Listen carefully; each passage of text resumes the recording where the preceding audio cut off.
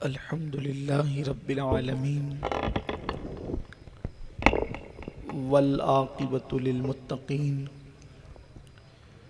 والصلاة والسلام على سيد الأنبياء والمرسلين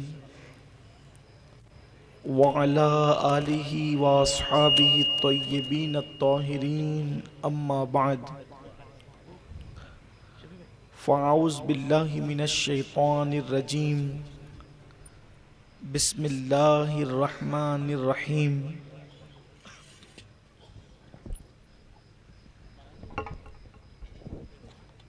ووجدک عائلا فأغنا فأما اليتیم فلا تقہر وأما السائل فلا تنہر وأما بنعمت ربک فحدث صدق اللہ العظیم۔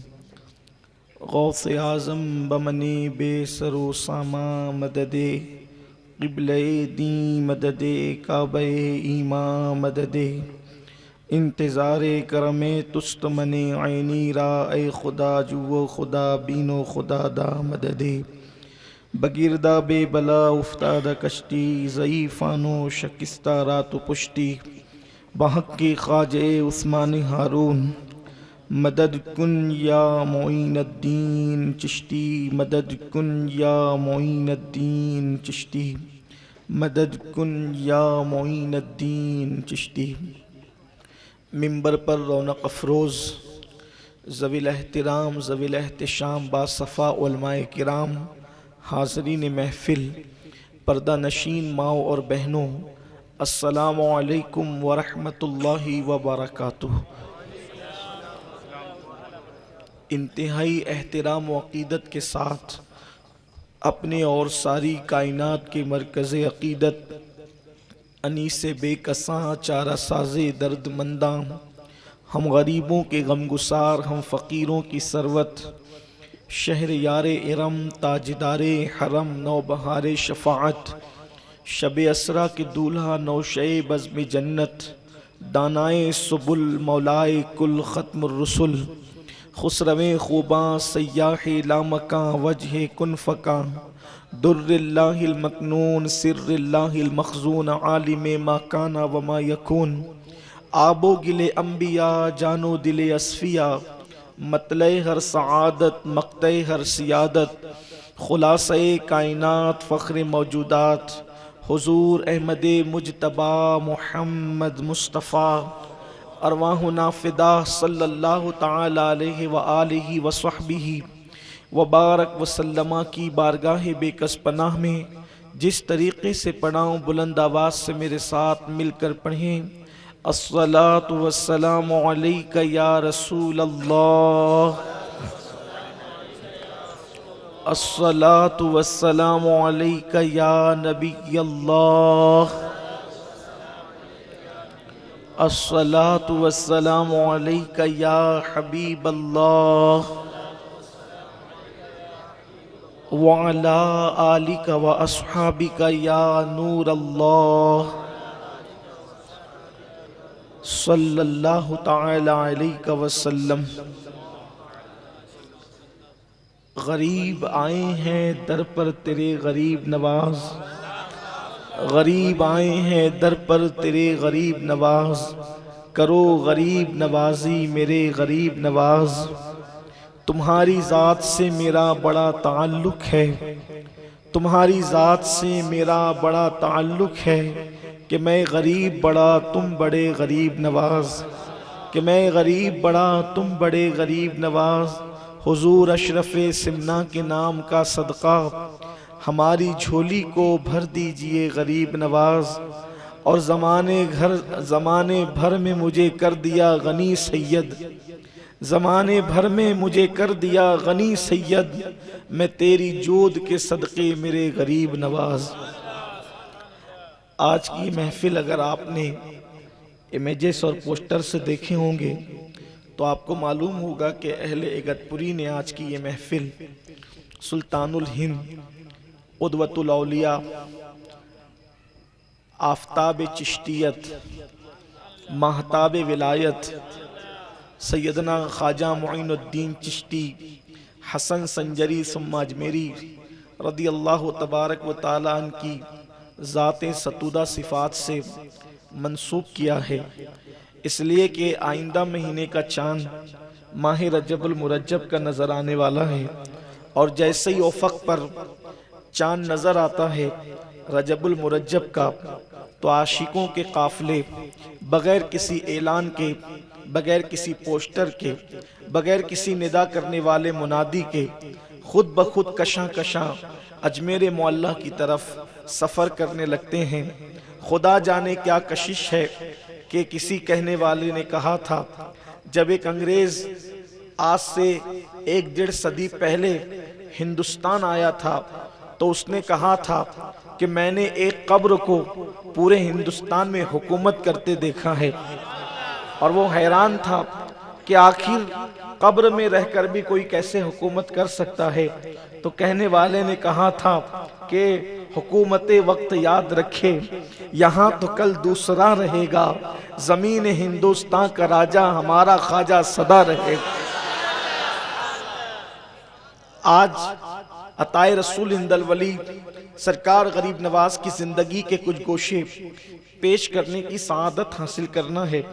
یقیناً ہم سرکار غریب نواز کی کرامتوں کو پڑھتے بھی ہیں، سنتے بھی ہیں، بیان بھی کرتے ہیں، لیکن آج میری کوشش یہ ہوگی کہ میں کسی کرامت کا تذکرہ کرنے کی بجائے سرکار غریب نواز کی تعلیمات آپ کے سامنے پیش کروں، اس لیے کہ ولی کی کرامت سن کر ہم کوئی کرامت بتا نہیں سکتے، لیکن ولی کی زندگی اور ان کا اخلاق اور ان کا کردار سن کر ہم اس پر عمل کر کر صاحب کرامت ضرور بن سکتے ہیں۔ اس لیے ہمیں کرامتوں کا انکار نہیں، لیکن تعلیمات کی طرف بھی ہماری توجہ ہونی چاہیے۔ اسی مناسبت سے قرآن مقدس کی چند آیات کی تلاوت کی گئی۔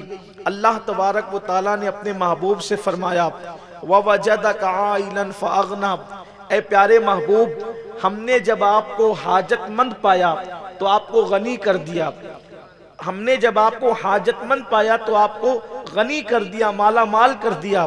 اس لیے پیارے محبوب، جب آپ کے پاس کوئی یتیم آئے تو اس یتیم کو آپ جھڑکیاں نہ دینا، جب آپ کے پاس کوئی سائل آئے، مانگنے والا آئے، تو آپ سائل کو کبھی مت جھڑکنا، اس کو محروم نہ کرنا، اور اللہ کی نعمتوں کا چرچا کرتے رہنا۔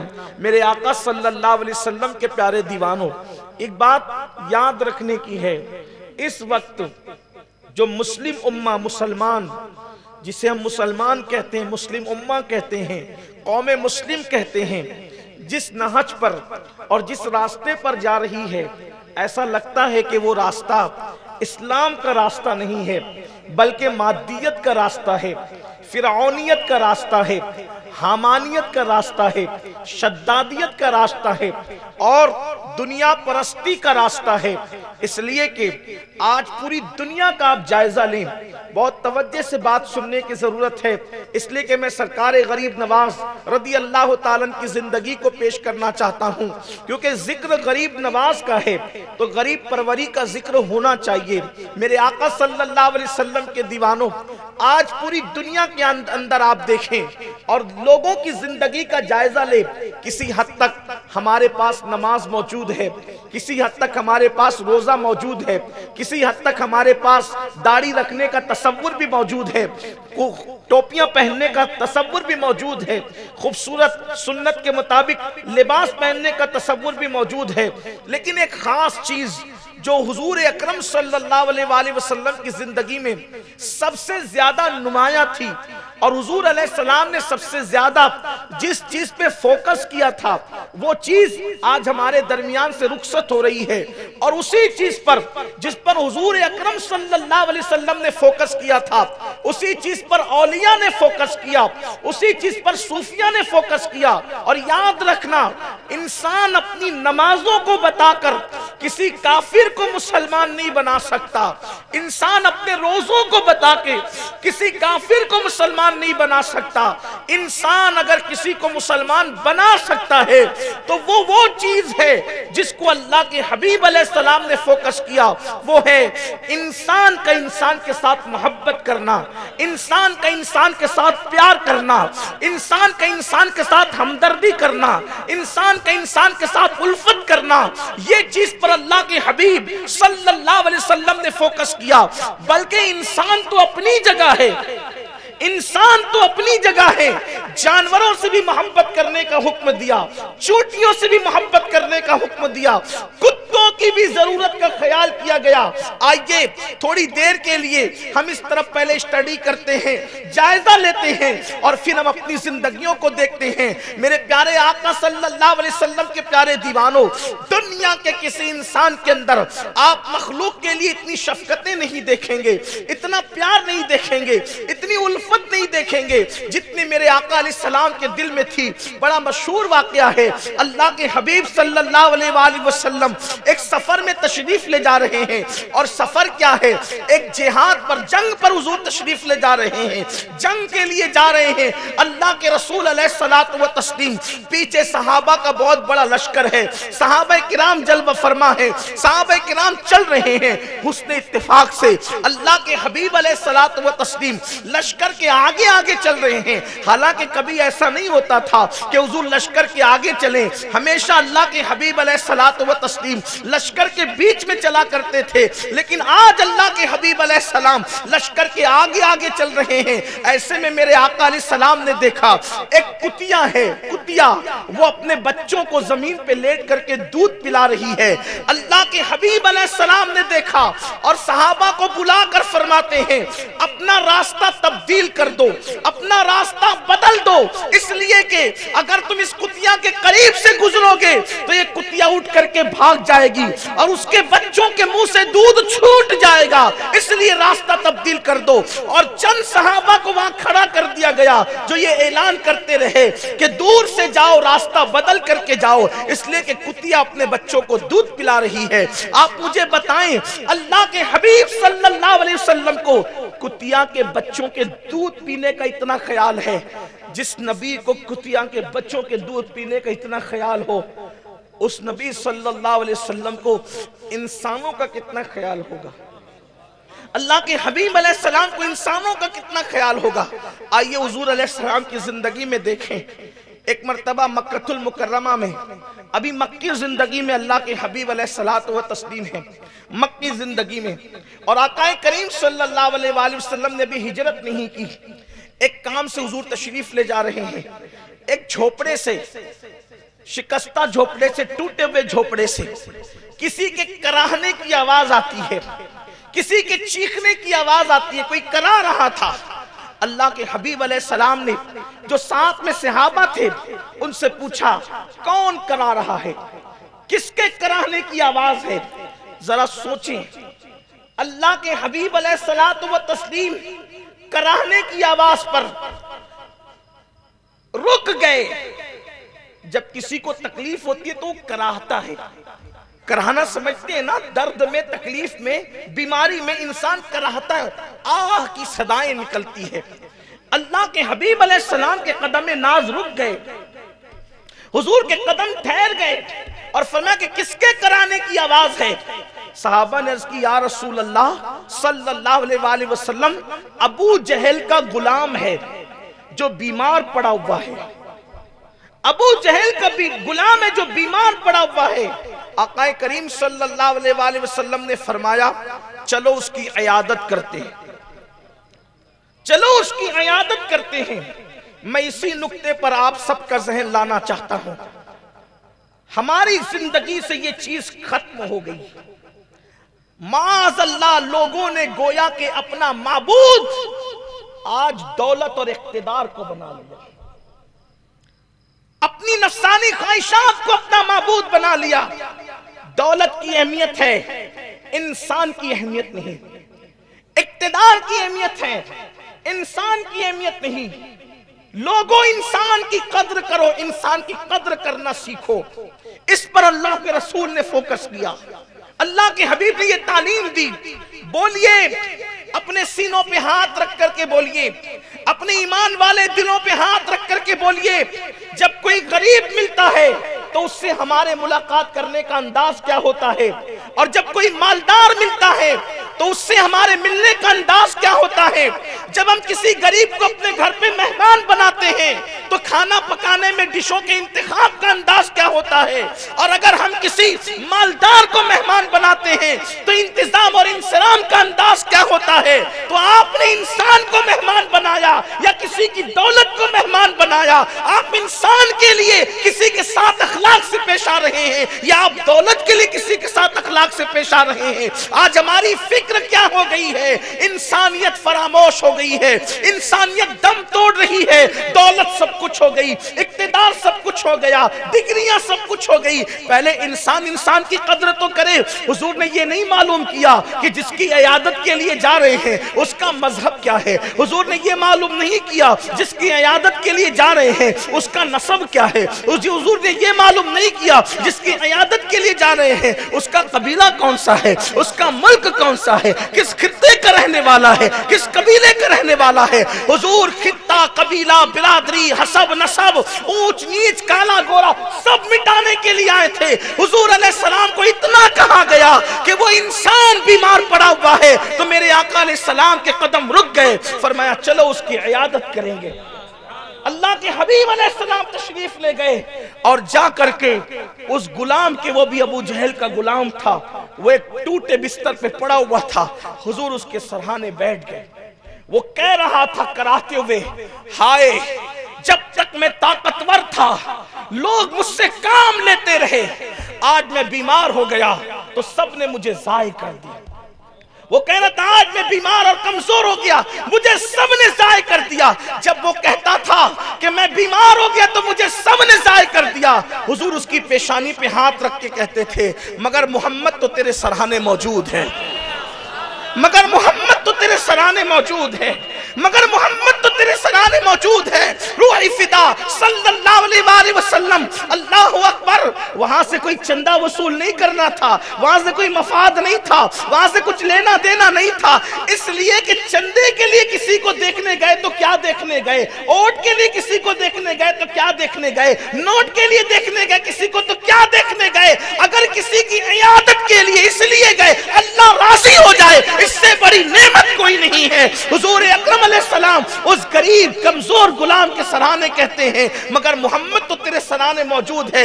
دیر تک اس کو حوصلہ دیتے رہے، تسلی دیتے رہے۔ اس بیمار پر میں قربان ہو جاؤں جس کے سرانے مصطفیٰ جان رحمت تسلی کا ہاتھ لے کر کے بیٹھے ہو۔ اللہ اکبر۔ استاد زمن نے کہا تھا گر وقت اجل سر تیری چوکھٹ پہ جھکا ہو، جتنی ہو قضا ایک ہی سجدے میں ادا ہو۔ اور ایک مقام پر اسی کے آگے کہتے ہیں کہ اللہ اللہ سینے پہ تسلی کو دل درد سے بسمل کی طرح لوٹ رہا ہو، اور سینے پہ تسلی کو تیرا ہاتھ دھرا۔ جب تسلی کا ہاتھ ان کا کسی کے ماتھے پر ہو تو بیمار کی شان کیا ہوگی۔ کسی کہنے والے نے کہا ہے نام میں ان کے اتنا اثر، جی اٹھتے ہیں مردے بھی سن کر، وہ حال اگر خود ہی پوچھے، وہ حال اگر خود ہی پوچھے بیمار کا عالم کیا ہو۔ نعرے تکبیر۔ حال اگر خود ہی پوچھے، وہ حال اگر خود ہی پوچھے بیمار کا عالم کیا ہوگا۔ اللہ کے حبیب علیہ السلام فرماتے ہیں روح فدا صلی اللہ علیہ وسلم کہ میں تمہارے سرانے موجود ہوں۔ اور پھر کیا ہوا، اٹھ کر کے جب چل دیے تو صحابہ کرام نے عرض کیا کہ یا رسول اللہ صلی اللہ علیہ وآلہ وسلم ہمارے ماں باپ آپ پہ قربان، اتنا وقت آپ نے غلام وہ بھی بیمار اور کمزور کی خاطر دے دیا۔ تو اللہ کے حبیب فرماتے ہیں کسی بیمار کے سرہانے تھوڑی دیر کے لیے بیٹھ جانا رات بھر نفل عبادت سے بہتر ہے۔ مسلمان کی قید نہیں لگائی، کسی بیمار کے سرہانے، کسی بیمار کے سرہانے تھوڑی دیر کے لیے بیٹھ جانا رات بھر کی نفل عبادت سے بہتر ہے۔ حضور علیہ السلام ان چیزوں کو لے کر کے تشریف لائے تھے۔ آج ہماری زندگی میں کہاں ہے؟ ہم کب بیمار کی عیادت کے لیے جاتے ہیں؟ اگر جنازے میں بڑی تعداد ہو، سمجھ جاؤ کسی امیر شہر کا جنازہ ہے، اور جہاں کاندھا دینے والوں کی بھی قلت ہو، سمجھ جاؤ کوئی غریب شہر مر گیا ہوگا۔ یہ صورتحال ہے، انسانیت دم توڑ رہی ہے۔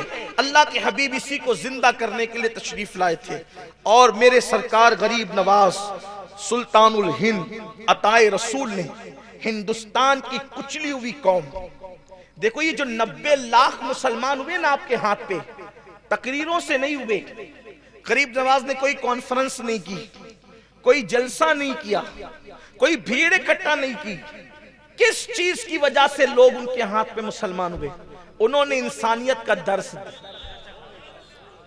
وہی جو چیز اللہ کے حبیب علیہ السلام نے پیش فرمایا سرکار غریب نواز نے، کیونکہ ہندوستان کا حال کیا تھا دیکھو، ہندوستان کے لوگ اتنے کچلے ہوئے تھے، کتنے کچلے ہوئے تھے۔ بیٹیاں شوہر کی چتاؤں پر زندہ جلائی جا رہی تھی۔ یہ ہندوستان ہمارے پیارے بھارت کی تاریخ ہے۔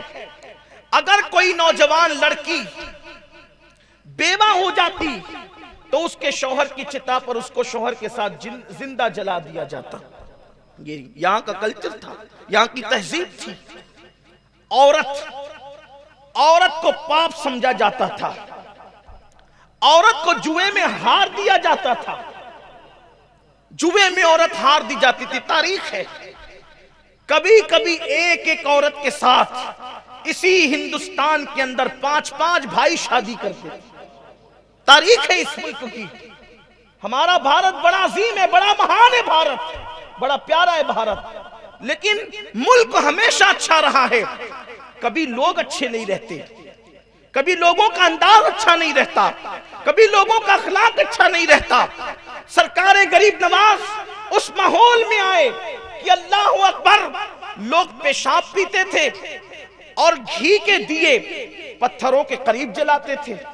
یہ حالت تھی، پینے کے لیے پیشاب ہے اور پتھروں کے لیے گھی ہے۔ حالانکہ ہونا تو یہ چاہیے تھا اس کے برعکس معاملہ ہوتا، لیکن انسان اتنا دور ہو چکا تھا انسانیت سے۔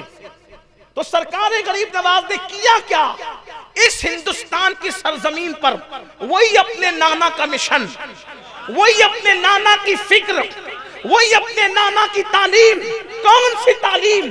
کہ یہ نہ دیکھا کہ مسلمان ہے کہ کافر ہے، بھوکا آیا کھانا کھلایا، پیاسا آیا پانی پلایا، چاقو لے کر آیا اخلاق پیش کیا۔ سرکار غریب نواز نے کیا کیا؟ یہی تو کیا۔ آج جس سے ہم دور ہو گئے، غریب نواز کا نعرہ تو ہے، غریب نواز کا کردار ہمارے پاس نہیں ہے، غریب نواز کی محبتیں ہمارے پاس نہیں ہے۔ ایک مذہبی پنڈت جو ہے وہ آتا ہے اور غریب نواز سے کہتا ہے میں آپ سے مناظرہ کرنا چاہتا ہوں۔ آپ جانتے ہیں جب کوئی کسی سے مناظرے کے لیے آتا ہے تو انداز کتنا بدل جاتا ہے، تیور کتنے بدل جاتے ہیں، لیکن وارے علی کے بیٹے نبی کے لال تیری عظمتوں پہ قربان، آنے والا آ کے کہتا ہے کہ میں مناظرہ کرنا چاہتا ہوں آپ کے مذہب کے خلاف۔ آپ نے فرمایا آئے کہاں سے ہو؟ اس نے علاقے کا نام بتایا، فرمایا بہت دور سے آئے ہیں آپ، بہت تھکے ہوئے بھی ہوں گے، بہت بھوکے بھی ہوں گے، پہلے کھانا کھا کے آرام کر لو، باتیں تو ہوتی رہے گی۔ پہلے کھانا کھا کے آرام کر لو، باتیں تو ہوتی رہے گی۔ واللہ آخر ان باتوں میں کیا تاثیر تھی، وہ مناظرہ کرنا بھول گیا، ہاتھوں میں ہاتھ دے کر کے اسلام قبول کر لیتا۔ یہ سرکار غریب نواز رضی اللہ تعالیٰ کی زندگی ہے۔ آئیے ان کے اخلاق میں سے ان کی زندگی کا ایک باب پیش کر کے اپنی گفتگو کی طرف آنا چاہتا ہوں اور جلدی سے آنا چاہتا ہوں۔ اللہ، ایک مرتبہ کا واقعہ ہے کہ ہندوستان میں اجمیر شریف جو شہر ہے اس کا بادشاہ پرتوی راج، جسے رائے پتورا بھی کہتے ہیں، اس کو بڑی تکلیف تھی۔ دیکھیے اہل حق سے اہل اقتدار کو بہت تکلیف ہوتی ہے، کیونکہ ان کو پتا ہوتا ہے کہ جو کام تلواریں نہیں کر سکتی وہ اہل حق کا کردار کرتا ہے. بڑی تکلیف ہوتی ہے اقتدار والوں کو اہل حق سے، بہت تکلیف میں رہتے ہیں، بہت پریشان. یزید کو کیا تکلیف تھی امام حسین سے؟ یزید کے پاس اقتدار تھا، امام حسین کے پاس کردار تھا. اقتدار اس کے پاس تھا، کردار ان کے پاس تھا. سوچو، قتل کر کے بھی عزت نہ کما سکا، لیکن کردار والا قتل ہو کر بھی اونچا رہا. لوگ کہتے ہیں حسین کا سر نیزے پہ ہے، ہم کہتے ہیں دیکھ تو صحیح، کاٹنے والا نیچے ہے، کٹوانے والا اوپر ہے. کردار ہمیشہ اوپر لے جاتا ہے. اقتدار اوپر لے جائے نہ لے جائے، کردار ہمیشہ اوپر لے جاتا ہے. اس لیے مسلمانوں نے کردار کی پرواہ کی ہے، اقتدار کی پرواہ نہیں کی ہے. ہم کردار کی تعلیم دیتے، اقتدار کی نہیں دیتے. دو بات عرض کر کے بات آگے بڑھے گی. پرتھوی راج کو بڑی تکلیف تھی، رائے پتورا کو. ایک جوان کو بلایا اور وہ راجپوت بہادر جوان سے کہا، یہ فقیر نے ناک میں دم کر رکھا ہے، ہر دن کوئی نہ کوئی اس کے ہاتھ پر اسلام قبول کرتا ہے، اس کی تعلیم کو سنتا ہے، اس کے قریب ہو جاتا ہے. ایک کام کرو، اگر تم اس کو قتل کرنے میں کامیاب ہو گئے، اس کو قتل کرنے میں کامیاب ہو گئے، اپنی آدھی سلطنت تمہیں دے دوں گا، اپنی آدھی حکومت تمہیں دے دوں گا. آدھی حکومت کس کو نہیں چاہیے؟ چند پیسوں کے عوض لوگ کسی کو قتل کرتے ہیں، وہ تو آدھی حکومت تھی، آدھی حکومت. اور رائے پتورا کوئی چھوٹا موٹا آدمی نہیں تھا، اکھنڈ بھارت کا سمراٹ تھا، سمراٹ.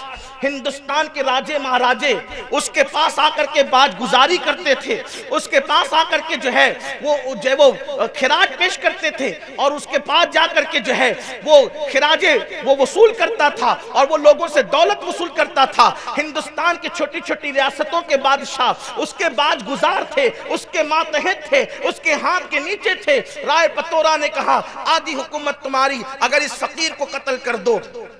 اس شخص نے خنجر کو زہر میں بجھایا، اور خنجر زہر میں بجھانے کے بعد اس نے کمر میں باندھا، اور کمر میں باندھنے کے بعد ہندوستان کا جو قدیم لباس ہے، پرانا لباس، وہ یہاں سے یوں آتا ہے کمر تک، اور پھر آ کر کے وہ پھیل جاتا ہے گھیر کی شکل میں. یہ مرد لوگ اس زمانے میں پہنتے تھے. اگر آپ نے پرانے دور کی تصویریں دیکھی ہوگی ہندوستانی تہذیب کی، گنگا جمنی تہذیب کی، وہ پرانی، تو آپ کو وہ کپڑے نظر آئیں گے. نیچے چستی ہوتی تھی، بہت تنگ پاجامہ، اور اوپر کی طرف وہ یہاں سے یوں آ کر کے گھیر میں. یعنی کمر میں اگر کوئی چیز، یہ بتا اس لیے رہا ہوں، یہی تو بات ہے. اگر کتاب میں جو لکھا ہے وہی میں آپ کے سامنے پڑھ کے سنا دوں تو پھر تقریر کہاں ہوگی؟ آپ کو میں کتاب ہی پیش کر دیتا کہ آپ پڑھ لو.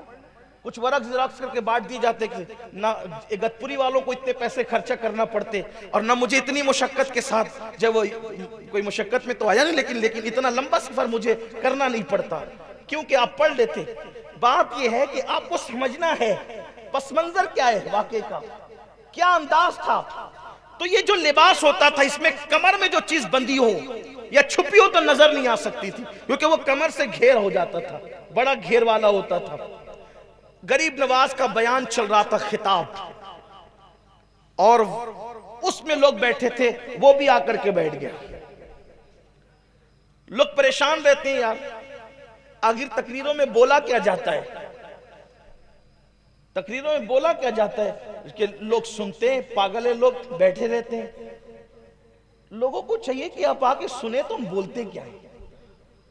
1400 سال سے لوگوں کو یہی غلط فہمی ہے کہ مسلمانوں کی محفل میں بولا کیا جاتا ہے.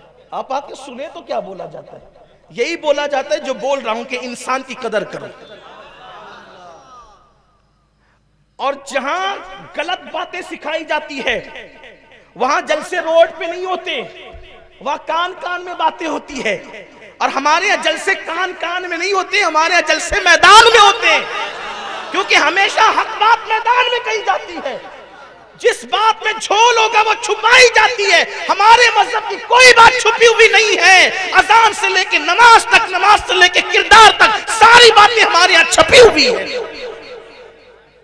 سرکار غریب نواز ایک درخت کے نیچے بیٹھ کر کے بیان کر رہے ہیں، خطاب فرما رہے ہیں، اور کتنی تاثیر ہوگی نا اس زبان میں جس زبان نے کبھی جھوٹ نہیں بولا، اس زبان میں کتنی تاثیر ہوگی جس نے کبھی حرام لقمہ نہیں کھایا، اس زبان میں کتنی تاثیر ہوگی جس زبان کی پر اللہ کے ذکر کے سوا کبھی کسی کی غیبت نہیں آئی، کبھی کسی کی چگلی نہیں، کبھی کسی کے ساتھ حسد کے جملے نہیں، کبھی گالی گلوچ نہیں۔ کیسی وہ پاکیزہ اور پاک زبان تھی۔ آپ خطاب فرما رہے تھے، وہاں الفاظ کی ہیرا پھیری نہیں تھی، وہاں ادیبانہ اور خطابانہ رنگ نہیں تھا، بلکہ وہاں درویشانہ اور فقیرانہ اللہ کا رنگ لیوے انداز تھا۔ گفتگو ہو رہی تھی، لوگوں کی سسکیاں بن رہی تھی، لوگوں کی زندگیاں تبدیل ہو رہی تھی۔ ایسے میں گفتگو ہوتی رہی، لوگ سنتے رہے، اپنی مراد پاتے رہے اور جاتے رہے۔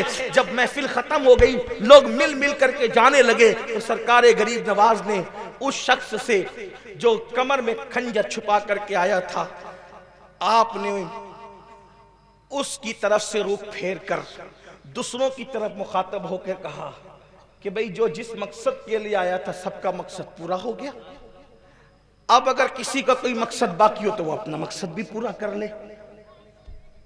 اس لیے کہ ہر بندہ محفل میں تقریر سننے تو نہیں آتا نا، کچھ کمر میں خنجر لے کر آتے ہیں، کچھ دل میں خنجر لے کر آتے ہیں، کچھ آنکھوں میں خنجر لے کر آتے ہیں۔ مقصد پورا کر لو جس کو کرنا ہے۔ لوگوں نے باتیں کی، بات ختم ہو گئی۔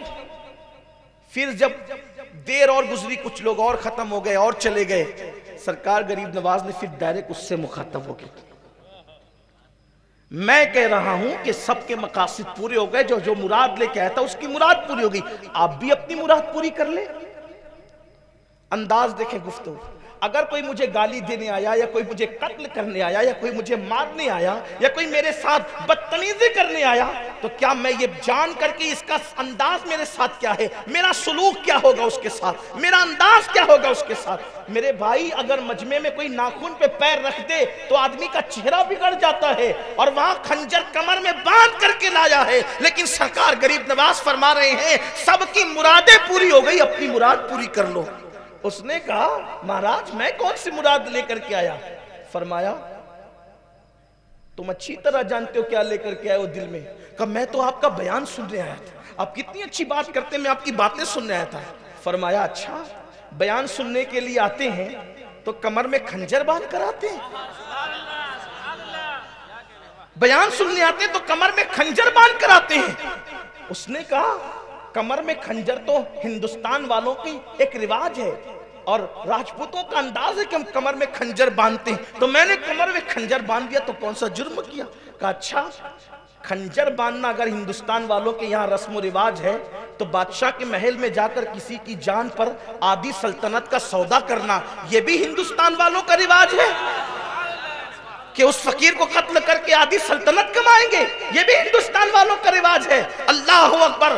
اس نے سوچا کہ یہ گفتگو تو بادشاہ کی اور میرے درمیان ہے، اور کسی کو نہیں پتا تھی یہ فقیر درخت کے نیچے بیٹھ کر کے میرے کمر کا خنجر بھی جانتا ہے، محل کی بات بھی جانتا ہے، میرے دل کے جذبات بھی جانتا ہے۔ اس نے خنجر سامنے رکھا اور کہا کہ مجھے معاف کرنا، اور آپ کسی کو حکم دے کہ وہ مجھے قتل کر دے، میں بہت مہان بڑے عظیم انسان کو قتل کرنے کے ارادے سے آیا تھا، اب میری سزا یہ ہے کہ مجھے قتل کر دیا جائے۔ سرکار غریب نواز نے فرمایا واللہ ہم مارنے نہیں آئے ہیں، ہم لوگوں کو زندگیاں دینے کے لیے آئے ہیں، ہم لوگوں کو جلانے آئے ہیں۔ یاد رکھنا آج کے بعد ایسی غلطی نہ کرنا، جاؤ یہاں سے، میں نے تمہیں معاف کیا۔ اس نے قدم پکڑ لیے، چرنوں میں گر گیا، کہا کہ ایسا مہان آدمی جو جان کے دشمنوں کو معاف کرتا ہو، اب اس کو چھوڑ کے کہاں جاؤں گا؟ میں بھی آپ کے ہاتھوں پہ کلمہ پڑھ کے مسلمان ہونا چاہتا ہوں۔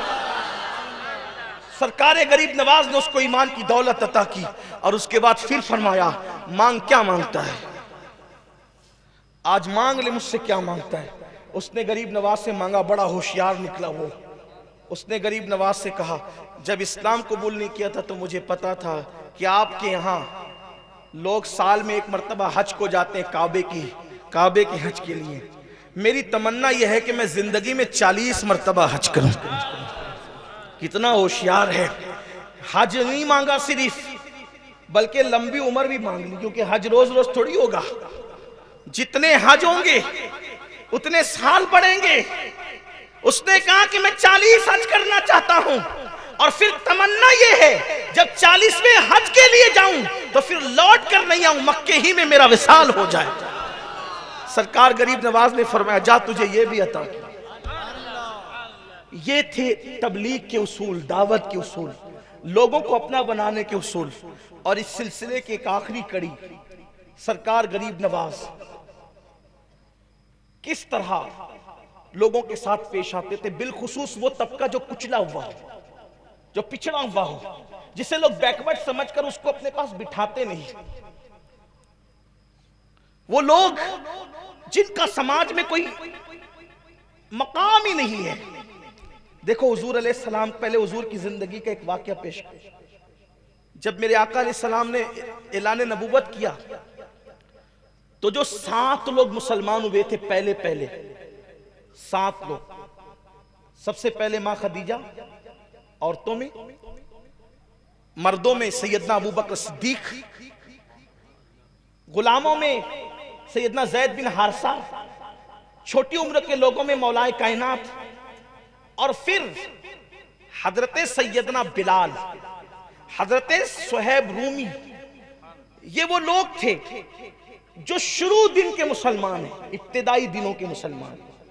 اسی میں حضرت عمار بن یاسر، حضرت یاسر، حضرت سمیہ، حضرت زنیرہ، یہ لوگ سب اول دن کے، یعنی کہ اعلان حضور پہ وحی آئی یا اسلام آ گیا۔ بظاہر اسلام تو ہمیشہ سے ہے، لیکن ظاہری طور پر اسلام کا حکم آیا، اور 1 ہفتے 10 دن کے اندر جنہوں نے اسلام قبول کیا یہ نفوس ہے۔ اس میں ایک نام حضرت سیدنا بلال حبشی کا۔ حضرت بلال حبشی ہفتے 10 دن میں اتنی جلدی مسلمان کیسے ہوئے؟ کیوں اتنی جلدی مسلمان ہوئے؟ وجہ یہ تھی، مسلمان ہونے کی وجہ دیکھو جو ہمارے اندر نہیں ہے، یہی بار بار رونا چاہتا ہوں کہ جو ہمارے اندر نہیں ہے۔ اصل اسلام کی تعلیم کتابوں میں محدود، اصل اسلام پر عمل کرنے والے قبروں میں، اسلام کتابوں میں، اسلام پہ عمل کرنے والے قبروں میں، اور آج ہم نمائش کرتے ہوئے نظر آ رہے ہیں۔ خدا کے لیے دین کی طرف آئیے، اسلام کی روحانیت کی طرف آئیے، اسلام کے اصل ہدف کی طرف آئیے، اسلام کے اصل مقصد کی طرف آئیے۔ سیدنا بلال حبشی مسلمان کیوں ہوئے؟ ابھی حضور نے نبوت کا اعلان نہیں کیا۔ بلال حبشی غلام تھے، یہ آپ سب کو پتا ہے۔ ان کا مالک ان سے رات دن کام لیتا تھا۔ ایک دن بلال بیمار ہو گئے، اور بیماری کے عالم میں رات کو کام کرتے جاتے تھے اور روتے جاتے تھے۔ اللہ کے حبیب علیہ السلام کعبے کے طواف کے لیے جا رہے تھے یا طواف کر کے نکل رہے تھے، دیکھا کہ کوئی رونے والا رو رہا ہے۔ حضور علیہ السلام کی یہ عادت تھی کہ کسی کی آنکھ میں کبھی آنسو نہیں دیکھ سکتے تھے، کسی کو کبھی بے چین نہیں دیکھ سکتے تھے۔ ہاں یہی تو بات ہے کہ ہمارے نبی کسی کی آنکھوں میں آنسو نہیں دیکھ سکتے تھے، اور آج ہم لوگوں کی آنکھوں میں آنسو ہی ڈال رہے ہیں۔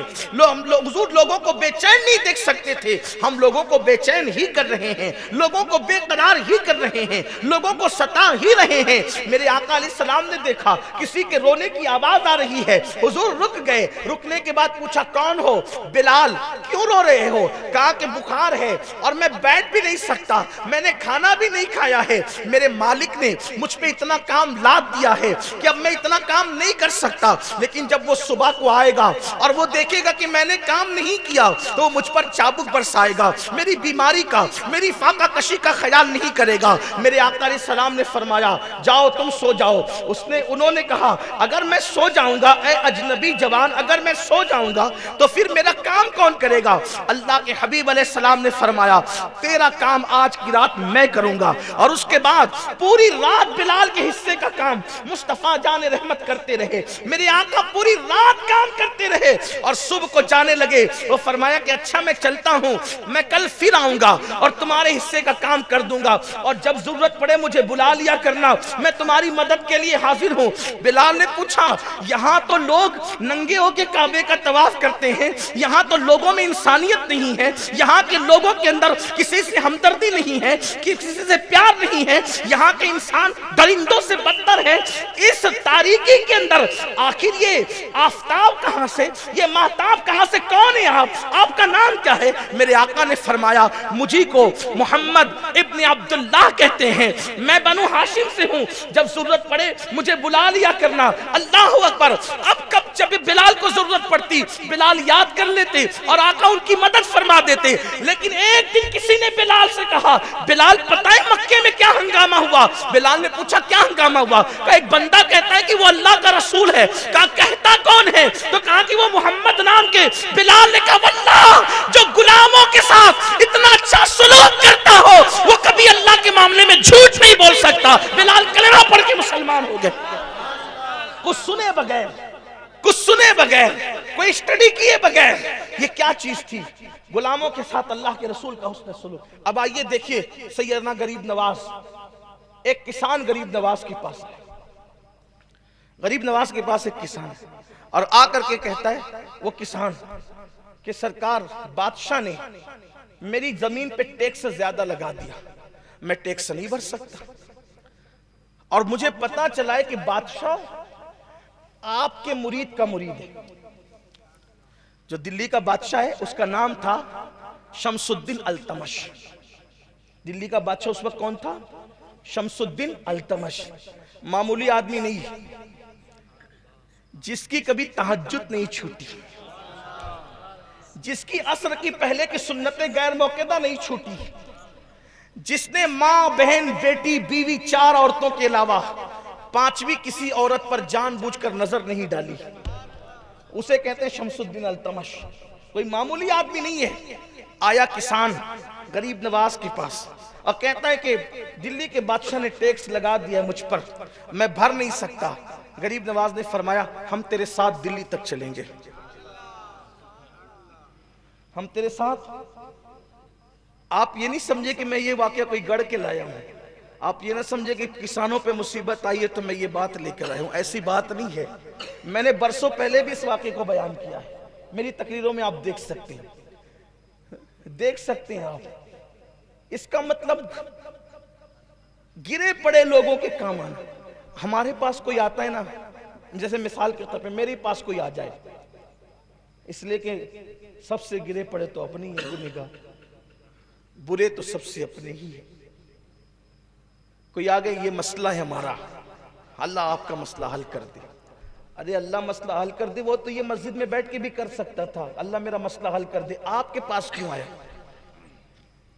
اور کچھ زیادہ جتن کریں، کوئی تعویذ دے دیں، اللہ مسئلہ حل کر دے۔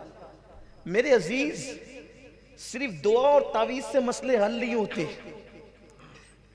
ہمارے نبی کسی کے مسئلے کے لیے کسی کے ساتھ کسی کے گھر تک گئے تھے، ہمارے اولیاء کسی کے مسئلے کو حل کرنے کے لیے اجمیر مقدس سے دلی تک کا سفر کر رہے تھے۔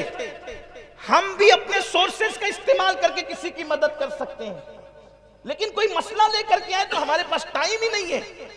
ٹائم ہے ہمارے پاس، لیکن ٹائم کس لیے؟ واٹس ایپ کے لیے ہے، فیس بک کے لیے ہے، غیبتوں کے لیے، چگلیوں کے لیے، نفرتوں کے لیے ہے، عداوتوں کے لیے ہے، فتنوں کے لیے ہے۔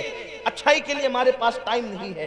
اور یاد رکھنا، اچھائی اچھائی ہے، برائی برائی ہے، اچھی طرح یاد رکھنا، اچھائی تمہاری نسلوں کو بھی اچھا بنا سکتی ہے اور اس کی برکتیں تمہاری نسلوں تک باقی رہے گی، اور برائی جو ہے تمہاری نسلوں تک اس کی نحوست کو پہنچا سکتی ہے۔ اس لیے یاد رکھنا، اللہ نے اچھے کام کے لیے بھیجا ہے، اچھے کر سکتے ہو تو کرتے رہو۔ سرکار غریب نواز کے پاس کسان آتا ہے اور آ کر کے کہتے ہیں سرکار یہ مشکل آن پڑی ہے۔ غریب نواز نے بادشاہ کوئی خط نہیں لکھا، بابا کتب کو کوئی خط نہیں لکھا، اور فرمایا کہ چلو چلتے ہیں۔ ساتھ لے کر کے دلی پہنچے۔ جب دلی پہنچے تو دلی پہنچنے کے بعد اطلاع ملی کہ غریب نواز آ رہے ہیں۔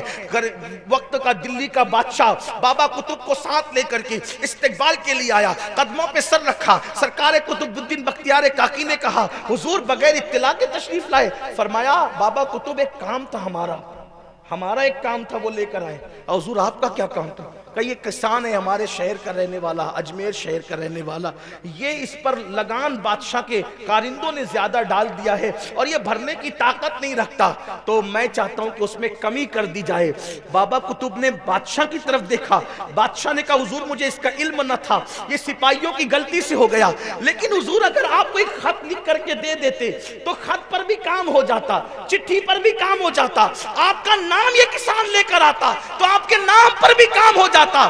آپ نے فرمایا میں جانتا ہوں چٹھی پر بھی کام ہو سکتا تھا، خط پر بھی کام ہو سکتا تھا، میرے نام پہ بھی کام ہو سکتا تھا، لیکن ایک غریب کے ساتھ اس کا کام بنانے کے لیے جو میں قدم قدم چل کے آیا، مجھے یہ ثواب کب ملتا، یہ اجر کب ملتا؟ اس لیے کہ مصطفیٰ جان رحمت نے ارشاد فرمایا اگر کوئی کسی کی حاجت کو پورا کرنے کے لیے ایک قدم چلتا ہے تو اللہ اس کو مسجد نبوی میں 2 مہینے تک اعتکاف کرنے سے زیادہ ثواب عطا فرماتا۔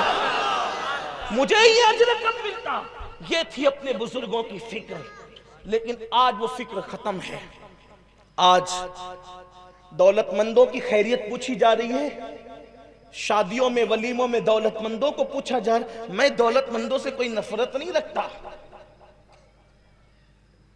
بلکہ دولت مند ہمارے سماج کی ضرورت ہے۔ میں دولت مندوں سے نفرت کیسے رکھ سکتا ہوں جبکہ ہمارے مذہب میں دولت مندوں میں سیدنا صدیق اکبر ہے، سیدنا فاروق اعظم ہے، سرکار غوث اعظم، یہ سب دولت مند لوگ، امام اعظم ہے۔ ہم دولت مندوں سے کوئی نفرت نہیں رکھتے، لیکن حضور علیہ السلام نے فرمایا دولت مندوں کو سبھی بلاتے ہیں ہر جگہ، غریبوں کو بھی پوچھو۔ آقا کریم صلی اللہ علیہ وآلہ وسلم فرماتے ہیں سب سے بدترین ولیمے کا کھانا وہ ہے، ولیمے میں سب سے بدترین ولیمے کا کھانا وہ ہے جس میں غریبوں کو مدعو نہیں کیا گیا، جس میں غریبوں کو بلایا نہیں گیا۔ لیکن آپ دیکھیں شادیاں منہ دیکھ کر، میتیں منہ دیکھ کر، جنازے منہ دیکھ کر، گفتگو منہ دیکھ کر، اسلام کہاں ہے، انسانیت کہاں ہے؟ اسی لیے آج جو نقصان ہو رہا ہے وہ یہ ہے کہ ہماری بیٹیاں کبھی غیروں کے ساتھ بھاگ رہی ہیں، ہمارے بچے ایجوکیشن کے میدان میں جو ہے وہ سسکیاں لے لے کر کے دم توڑ رہے ہیں، غربت کی سطح بڑھتی جا رہی ہے، غربت کی سطح میں اضافہ ہوتا جا رہا ہے، مسلمان غریب سے غریب تر ہوتا جا رہا ہے، ان پڑھ سے ان پڑھ تر ہوتا جا رہا ہے۔ ہمیں فکر کہاں ہے، ہمیں سوچ کہاں ہے؟ اللہ اکبر، یہ بات میں نے پہلے بھی کہی تھی اور آج بھی کہتا ہوں، اس وقت تو پوری دنیا میں اگر سب سے زیادہ لاجوں میں کسی کی بیٹیاں بک رہی ہے تو وہ مسلمانوں کی بیٹیاں بک رہی ہے۔ وجہ ہمارے مالداروں نے غریبوں کا خیال نہیں کیا، ہمارے مالداروں نے مفلسوں کا خیال نہیں کیا۔ آج انٹرنیٹ پر بیٹھ کر بڑے بڑے لوگ یہ چیخ رہے ہیں کہ مسلمانوں کی بیٹیاں دوسروں کے ساتھ بھاگ رہی ہیں۔ میں پوچھنا چاہتا ہوں کیا اس میں قصوروار صرف بیٹیاں ہیں یا ہم بھی ہیں؟ اس میں مجرم صرف بیٹیاں یا ہم بھی ہیں؟ یقیناً ہم ہیں اور سب سے زیادہ ہم ہیں، اس لیے کہ کوئی انسان یوں ہی غلط قدم نہیں اٹھاتا، کبھی کبھی پیٹ کی آگ اس کو غلط قدم اٹھانے پہ مجبور کرتی ہے، کبھی کبھی غربت انسان کو غلط راستے پہ جانے پہ مجبور کرتی ہے۔ کیا اللہ کے حبیب علیہ الصلوۃ والتسلیم نے یہ نہیں فرمایا کہ لوگوں اپنی تجوری کا مال نکال کر مارکیٹ میں لگاؤ؟ امام سفیان ثوری نے اس کو بیان فرمایا، اپنی تجوری کا مال نکال کر مارکیٹ میں لگاؤ، کیونکہ غربت کبھی کبھی انسان کو کفر تک پہنچاتی ہے۔ جب غربت انسان کو کفر تک پہنچاتی ہے تو کیا غربت انسان کو آبرو لٹانے کے لیے لاش تک نہیں پہنچا سکتی؟ کسی کے ہاتھ میں ہاتھ دینے پہ مجبور نہیں کر سکتی؟ ہم نے جلسوں کے نام پہ لاکھوں روپے تو خرچہ کیا، لیکن غریبوں کی آبرو کے تحفظ کے لیے ہم نے کتنے روپے خرچہ کیے؟ ہم نے بہت ساری چیزوں پہ خرچہ کیا۔ بڑی معذرت کے ساتھ اگتپوری والوں، اگر آپ کو ہنسی آئے تو مجھے معاف کر دینا، ہم نے تو قوال اور قوالنوں پر 35 ہزار روپے ایک ایک سیٹ نے اڑا دیا تاکہ کل صبح یہ چرچا ہو کہ عرس میں سب سے زیادہ پیر کا عقیدت مند فلاں سیٹ صاحب تھے جس نے پیر کی شان میں ایک شعر سن کے قوالن پر اور قوال پہ اتنے روپے اڑا دیے۔ واللہ ہم خانقاہی سما کے کبھی مخالف نہیں رہے ہیں، ہم خانقاہی سما کے قائل ہیں، اس کے دلائل پر ہمارا عقیدہ ہے، لیکن یہ مزارات پر، مزارات اولیاء پر معاذ اللہ ثم معاذ اللہ قوال اور قوالن کا مقابلہ کرانا، نچوانا، ناچنا، چادروں کو جو ہے وہ معاذ اللہ ناچتے ناچتے ڈی جے بجا بجا کر کے مزارات پر لے کر کے جانا، اور ایک ایک چادر 70,000 روپے کی، ایک چادر 1 لاکھ روپے کی، ایک چادر 2 لاکھ روپے کی۔ آپ جانتے ہو اسلام کی فکر کیا ہے، اس سنیت کا مزاج کیا ہے؟ نادان، جو 1 لاکھ روپے کی چادر تو کسی مزار پر اپنے پیر کی مزار پہ ڈالنے کے لیے لے کر کے جا رہا ہے، وہ 1 لاکھ روپے کی چادریں اگر تو خرید کر کے کسی غریب اور بیوہ کے سر پہ ڈال دے گا تو صاحب مزار اس چادر سے جتنا خوش ہوتے ہیں اس سے زیادہ ان غریبوں کی مدد پر خوش ہوں گے۔ لیکن آج ہم یہ سب کرنے کے لیے تیار نہیں ہیں۔ کسی بیمار کا علاج کرا دو، میں یہ نہیں کہتا کہ مزارات پہ چادر نہ چڑھاؤ، میں یہ نہیں کہہ رہا ہوں، میری بات کا آپ غلط مطلب مت دیجیے گا، لیکن ہم نے جہاں خرچ کرنا تھا وہاں نہیں کیا۔ جانتے ہیں غلط راستے پر لڑکیاں اٹھتی کیسے ہیں، جاتی کیسے ہیں؟ یہاں مجھے ایک آرٹیکل یاد آتا ہے، میں اپنے درد دل کے ساتھ پیش کرنا چاہتا ہوں۔ ہم لوگ صرف اپنے لیے پیدا نہیں ہوئے، ہم کسی کے لیے پیدا ہوئے، درد دل کے واسطے پیدا کیا انسان کو، ورنہ عبادت کے لیے کچھ کم نہ تھے۔ کر رہا ہوں بیان، عبادت کے لیے فرشتوں کی کمی نہیں تھی، ہم کسی کے لیے پیدا ہوئے۔ سوچو جب رسول اللہ کی کوئی امت کی بیٹی، رسول اللہ کی امت کی کوئی بیٹی کسی لاج میں اپنی آبرو کو غربت کی وجہ سے فروخت کرتی ہوگی تو قبر انور میں رسول پاک کے دل پر کیا گزرتی ہوگی؟ ہم نے کبھی اس کو غور نہیں کیا، محسوس نہیں کیا۔ ہم تو مسجد کے مینار بھی 2-2 کروڑ کے بنا رہے ہیں، وجہ تاکہ پتہ چلے فلاں ٹرسٹیان نے اور فلاں محلے والوں نے اپنی مسجد کا مینار 2 کروڑ کا بنا۔ 2 کروڑ کا مینار کیا کام آئے گا؟ اگر یہ 2 کروڑ پہ کسی اچھے تعلیمی ادارے کو قیام میں لگا دیتے تو کہاں جاتی ہماری قوم؟ فکر کا دیوالیہ پن ہے، اچھی سوچ سے لوگ دور ہیں، عہدوں پر نام اہلوں کا تسلط ہے، عقابوں کے نشیمن پر زاغوں کا بسیرا ہے۔ گلستہ کو اجاڑنے کے لیے ایک ہی الو کافی تھا، لیکن یہاں تو شاخ پہ الو بیٹھا ہے، کوئی کسی کی سننے کے لیے تیار نہیں، دین کی طرف کوئی آنے کے لیے تیار نہیں۔ نوجوان لڑکوں کا حال یہ ہو گیا کہ کہیں گے کہ نبی کے نام پہ جان قربان کر دیں گے، اسلام کی بیٹیوں کو کسی کے ساتھ بھاگنے نہیں دیں گے۔ تو کسی کے ساتھ بھاگنے نہیں دے گا، لیکن تو خود بھاگ رہا ہے تو اس کو کون روکے گا؟ برائی کرنے والا کبھی برائی کو ختم نہیں کر سکتا۔ اگر برائی کا خاتمہ چاہتے ہیں تو پہلے برائی ہمیں چھوڑنی پڑے گی۔ آپ تو لڑکیوں کے ساتھ ناجائز تعلقات قائم کریں اور آپ کہیں کہ میں مسلمان لڑکیوں کو کسی کے ساتھ تعلق قائم کرنے نہیں دوں گا، اور جس کے ساتھ آپ نے تعلقات ناجائز قائم کیے وہ بھی تو کوئی لڑکی ہی ہے نا۔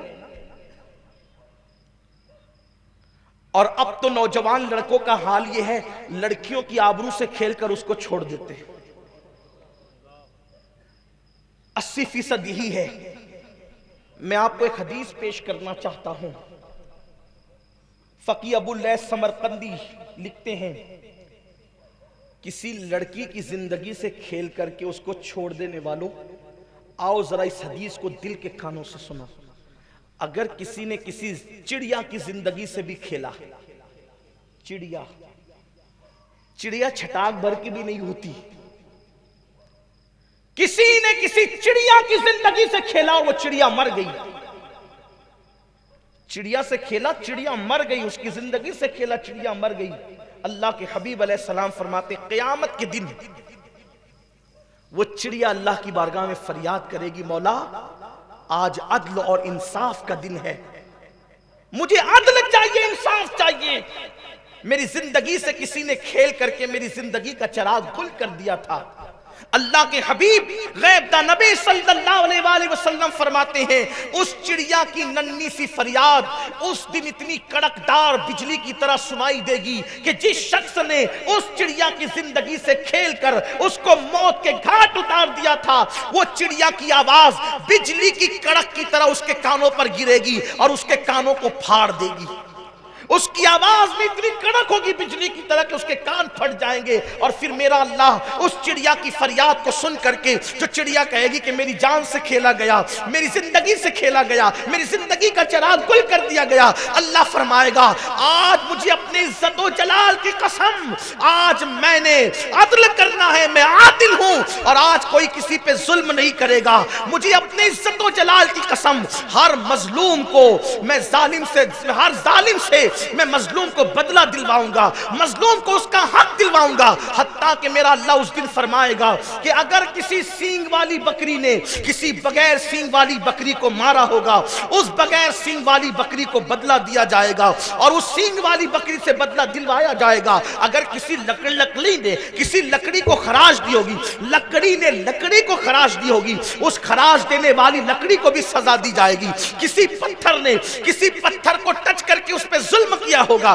اس پتھر کو بھی سزا دی جائے گی. اللہ اکبر. مجھے بتاؤ، جب لکڑیوں پر لکڑی نے کسی لکڑی کو خراش دیا، پتھر نے کسی پتھر کو خراش دیا، کسی سینگ والی بکری نے بن سینگ والی بکری کو مارا، جب ان کو بدلہ ملے گا تو انسانوں پہ ظلم کرنے والے، انسانوں کی زندگی سے کھیلنے والوں کو کیا ملے گا؟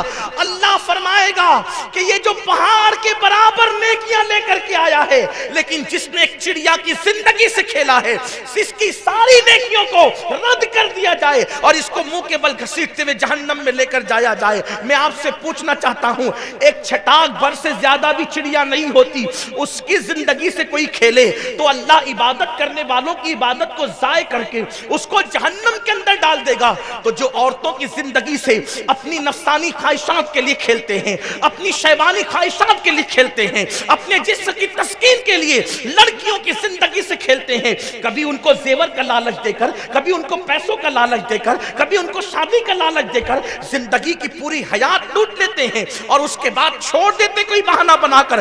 یاد رکھو، جوانی میں گناہ کرنا بہت اچھا لگتا ہے، مگر قدرت کی شان یہ ہے جب کوئی جوانی میں پاپ کرتا ہے تو میرا اللہ اس کو بڑھاپا اتنا دردناک عطا کرتا ہے کہ بڑھاپے میں توبہ کی توفیق بھی چھین لی جاتی ہے. اس کی زندگی کا لمحہ لمحہ اس کے لیے قیامت خیز ہو جاتا ہے. اس سے انسان ہی نہیں، جانور بھی نفرت کرتے ہوئے نظر آتے ہیں.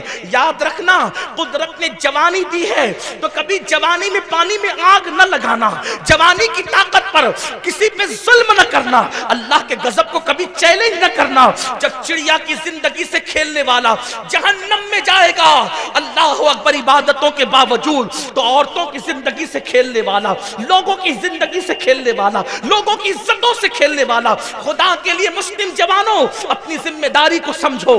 دنیا میں کیوں آئے ہو؟ کسی کی زندگی سے کھیلنے نہیں آئے ہو، بلکہ کسی کی زندگی کی آبرو کو بچانے کے لیے آئے ہو، کسی کی عزت کے تحفظ کے لیے آئے ہو، کسی کو سہارا دینے کے لیے آئے ہو، کسی کے محافظ بننے کے لیے آئے ہو. اللہ اکبر. مسلمان جوان کیا تھا اور آج کیا ہو گیا ہے، کردار کیا تھا آج کیا ہو گیا ہے. اللہ اللہ، یہ سب دین سے دوری کا نتیجہ ہے. تو میں عرض یہ کرنا چاہتا ہوں، پوری دنیا میں اگر بیٹیوں کو تحفظ دینا ہے تو سب سے پہلے مسلم جوانوں کو طے کرنا پڑے گا، ہم ناجائز تعلقات کا بائیکاٹ کریں گے. اور کسی کے ناجائز تعلقات ہیں، اس کے دو علاج ہیں.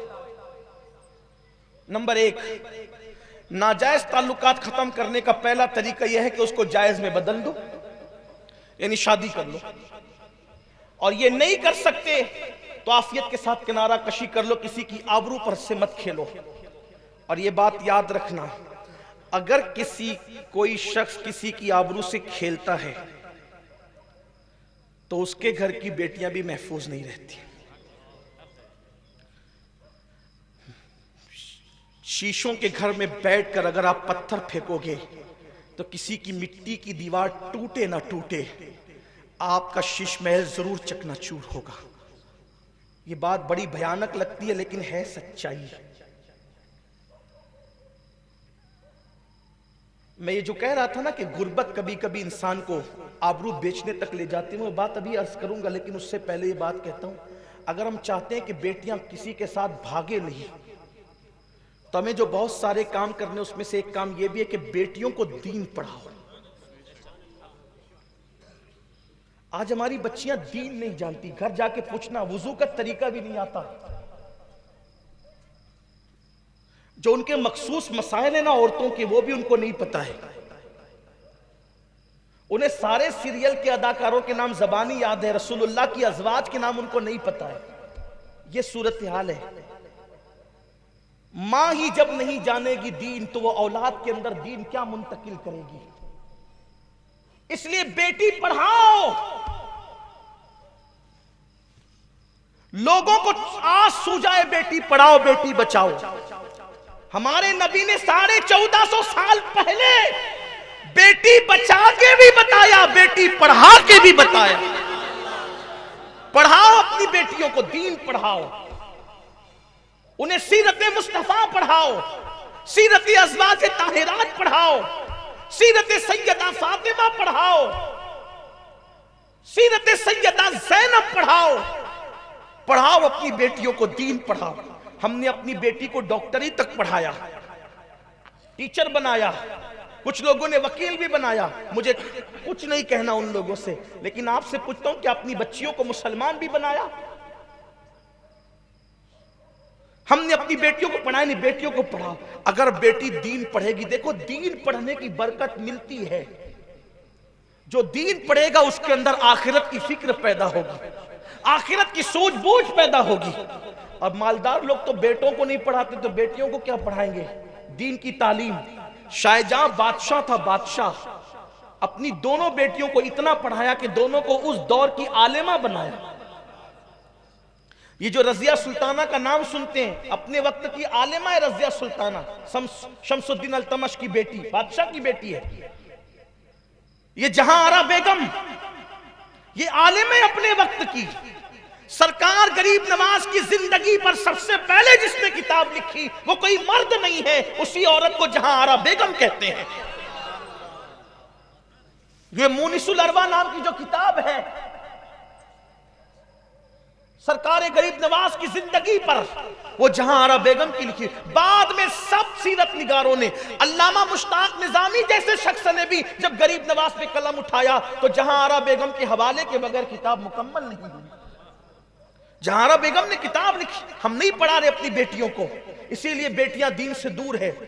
وہ غربت دیکھ کر کے ڈر جاتی ہے، انہیں نہیں پتا غربت کیا ہے.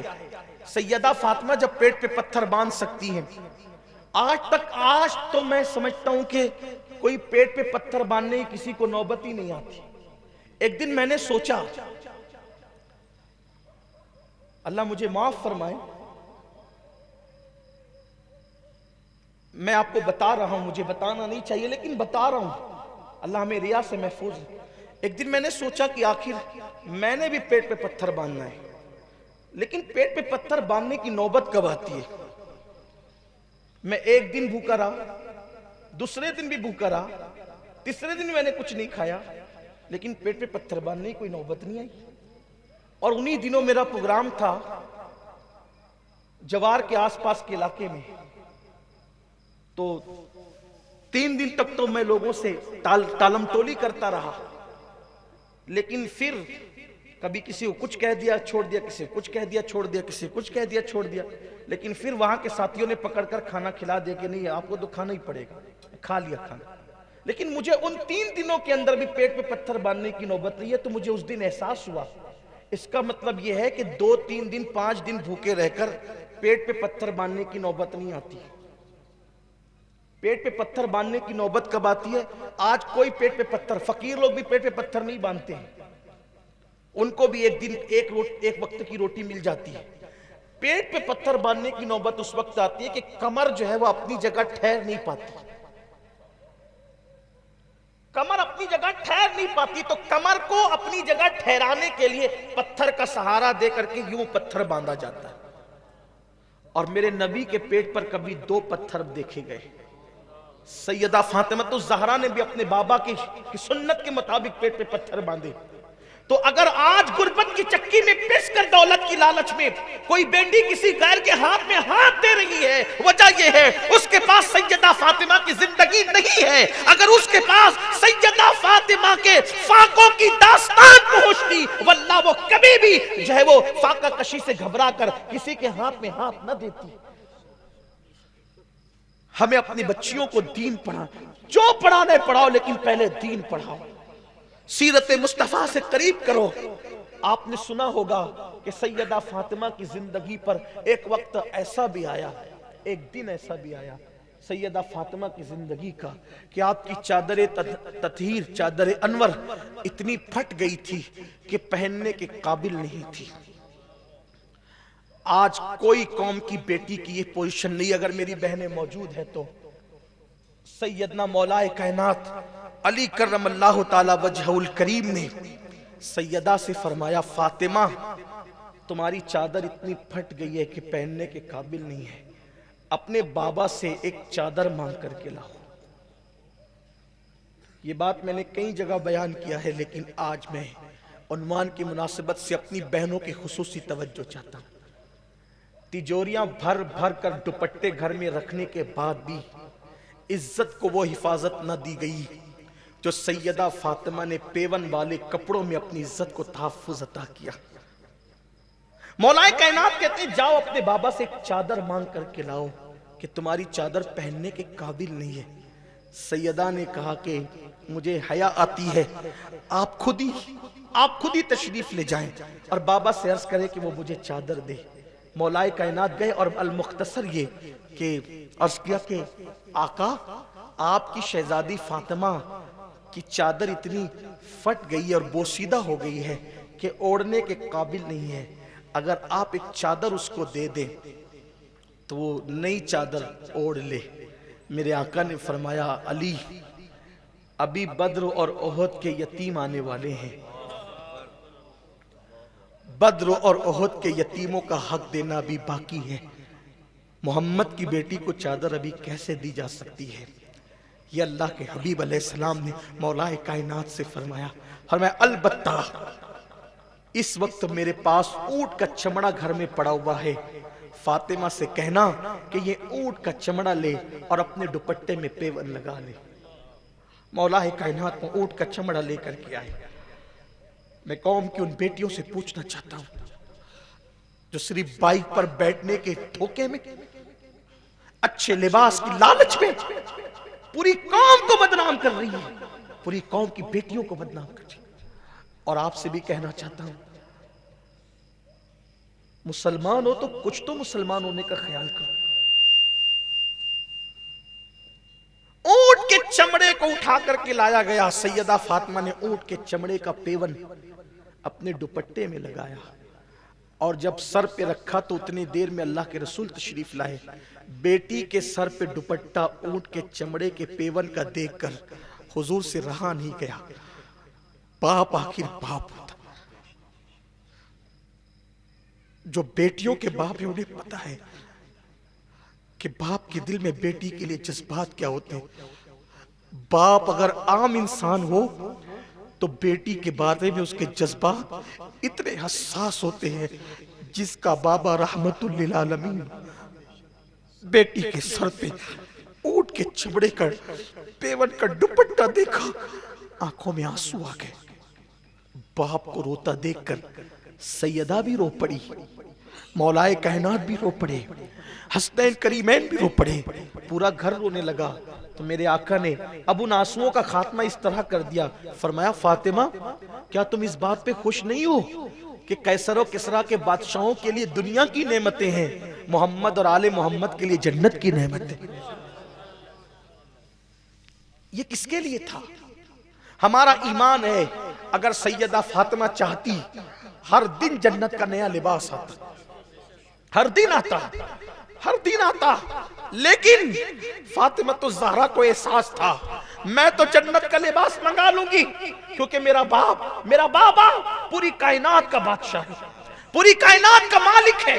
خالق کل نے آپ کو مالک کل بنا دیا، دونوں جہاں ہیں آپ کے قبضہ و اختیار میں. لیکن جب کوئی غریب، میرے بابا کی امت کی بیٹی، کوئی غریب جب غربت کی چکی میں پسے گی تو وہ اپنے باپ سے کہے گی نبی نے تو اپنی بیٹی کو روزانہ نیا لباس دیا، تو نے کیا دیا؟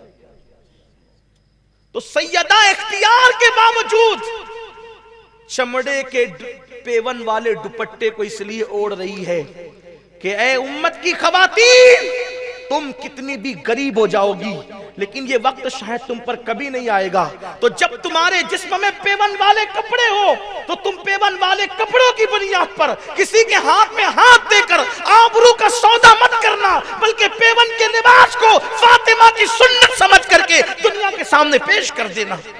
بی بی پاک نے پیون کے لباس کو اپنی سنت بنا کر غریبوں کی غربت پر سنت کا گویا کہ چادر ڈال دی ہے، سنت کی چادر ڈال دی ہے، سنت کے سانچے میں چھپا لیا ہے، سنت کے آئینے میں چھپا لیا ہے غریبوں کی غربت کو۔ تو میں قوم کی بیٹیوں سے اور آپ سے بھی کہنا چاہتا ہوں اور آپ سے بھی یہ کہنا چاہتا ہوں کہ اگر ہم اپنی بیٹی کی شادی کریں تو ایک دن پہلے 4 غریب بچیوں کی بھی شادی کر دیں، 2 غریب بچیوں کی بھی شادی کر دے، 1 غریب بچی کی بھی شادی کر دے، تو اس طرح قوم کی بچیوں کا بوجھ کم ہوتا جائے گا۔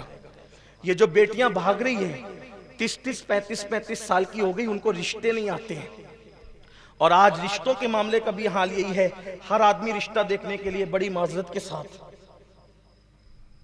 دیندار لوگ بھی رشتہ دیکھنے جاتے ہیں تو بولتے ہیں یار اپنے معیار کا چاہیے۔ کیا معیار ہے آپ کا؟ نہیں، مالدار ہونا چاہیے۔